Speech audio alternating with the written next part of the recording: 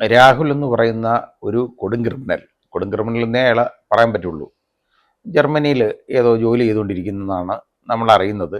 അങ്ങനെയാണ് ഇവിടുത്തെ അവൻ്റെ വീട്ടുകാരുടെയൊക്കെ ഭാഷ്യം. പെൺകുട്ടിയെ കല്യാണം കഴിപ്പിച്ചതിന് ശേഷം ഇപ്പം വാർത്ത വരുന്നത് വളരെ ഷോക്കിംഗ് ആയിട്ടുള്ള ന്യൂസാണ്. അതിനെ അന്ന് ഉപദ്രവിച്ച കാര്യമൊക്കെ നേരത്തെ ഞാൻ പറഞ്ഞു കഴിഞ്ഞതാണ്. അത്രത്തോളം ശാരീരികമായ പീഡനങ്ങൾ അതിനുണ്ടാക്കി, മുറിവുകളുണ്ടാക്കി, അതിനെ കൊല്ലാൻ ശ്രമിച്ചു. അതിനൊക്കെ തെളിവുള്ളതാണ്.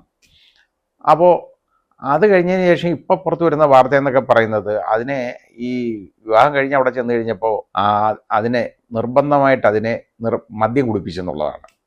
മദ്യം കുടിപ്പിച്ച് ആ കുട്ടി ഛർദ്ദിച്ചു. അത് അന്നേരം തന്നെ ഛർദ്ദിച്ചു. അത് പറയുകയും ചെയ്തു. അപ്പോൾ അതിനോടൊപ്പം അവൻ്റെ മാതാവും അവൻ്റെ സുഹൃത്തും കൂടെ മദ്യപിക്കാൻ ഉണ്ടായിരുന്നു. ഇപ്പം ഈ രീതിയിലുള്ള അനാശാസ്യ നടപടികളാണ് അതും കൂടെ അവിടെ നടന്നതായിട്ട് നമുക്ക് മനസ്സിലാക്കാൻ പറ്റും.